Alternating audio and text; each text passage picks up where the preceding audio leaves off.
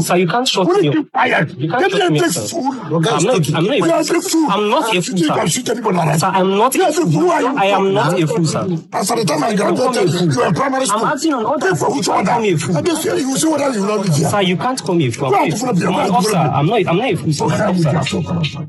What a country. Imagine a top Nigerian politician publicly insulting a soldier on duty, not once, but multiple times, telling him he is a fool and that he is nobody. Meanwhile, the minister is surrounded by police acting as his bodyguards and men who appear to be DSS operatives, all trying to intimidate the soldier. Could this really happen in Nigeria today? Stay with us, because what you're about to hear raises serious questions about leadership, institutional respect, and the future of democracy. I'm going and I begin to carry line. Sir, everything was acquired legally. Will you stop that? Will you stop that? Sir, I'm an officer. I have integrity. Shut up, your mouth. Sir, I will not shut up. Will you get out? Sir, I won't shut up. Sir, I was in school. You're not in school. Sir, you can't shut Will me you up. keep quiet? You can't shut me up, sir. I'm not a fool. I'm not a fool, sir. Sir, I'm not a fool. I am not a fool, sir. In Abuja, FCT Minister Nyesom Wike confronted a uniformed soldier on duty.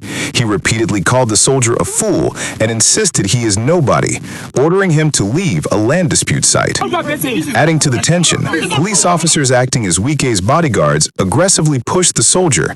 Men who appeared to be DSS operatives also joined, trying to intimidate him. Despite repeated insults and physical pressure, the soldier maintained his composure, standing firm and demonstrating exceptional professionalism. This rare display of discipline has earned him admiration nationwide. But the reactions online are even more revealing. Nigerians are speaking out, and some comments are shocking. Citizens praise the soldier.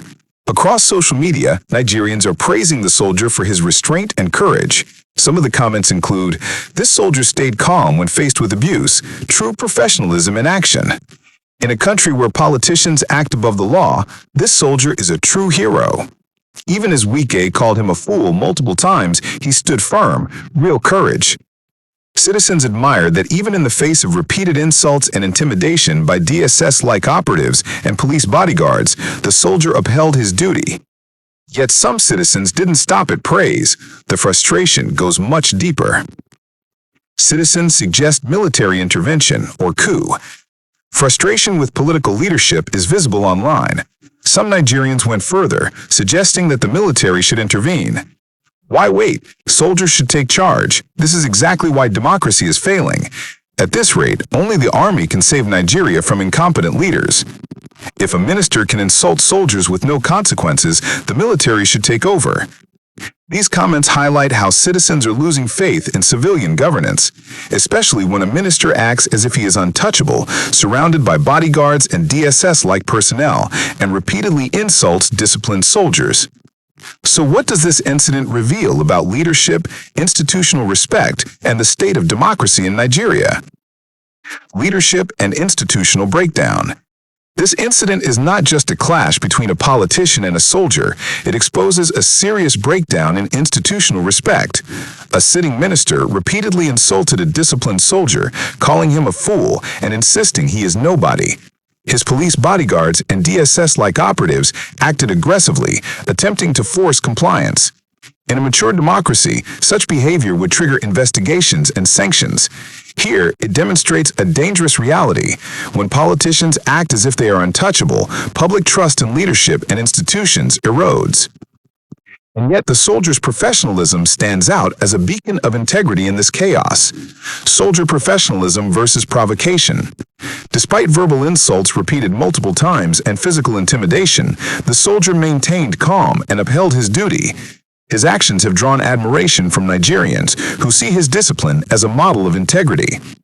Even as Wike acted as if above everyone, telling the soldier he was nobody repeatedly, the soldier did not react emotionally, proving true professionalism can resist provocation. But public opinion is split. Some praise heroism, others question the system. Nigerian citizens speak. Here are real voices from concerned Nigerians online. The soldier showed courage and discipline. He deserves commendation. This is why democracy is in trouble. Leaders insult those who protect the nation. If politicians can behave like this with no consequences, why shouldn't the military step in? Wike thinks he is God, with all those bodyguards and DSS men. This is outrageous. These comments reflect both admiration for the soldier and anger at a minister who repeatedly belittled him, asserting he is nobody. So what does this say about the future of democracy in Nigeria? Broader implications for democracy. The incident raises important questions. What message does it send to soldiers and law enforcement when politicians publicly disrespect them while surrounded by bodyguards and DSS-like operatives? How much trust do citizens have in elected officials when public insult and intimidation go unchecked? What happens when citizens begin openly suggesting military intervention or even a coup as a solution? The soldier's professionalism contrasts sharply with the minister's arrogance and his security entourage's unprofessional behavior, showing the fragility of Nigeria's institutions. As Nigerians debate online, the question remains, how can the country restore trust in its leaders? What do you think, viewers? Should a minister be allowed to publicly insult a soldier multiple times, telling him he is a fool and nobody, while surrounded by bodyguards and DSS-like operatives? Comment below. We want to hear your thoughts on the soldier's professionalism, citizens' concerns, and whether Nigeria's democracy is at risk. If you found this report insightful, please like, share, and subscribe to African Focus Reports. Click the notification bell to stay updated on Nigerian and African news. Until next time, stay informed, stay engaged, and hold leaders accountable.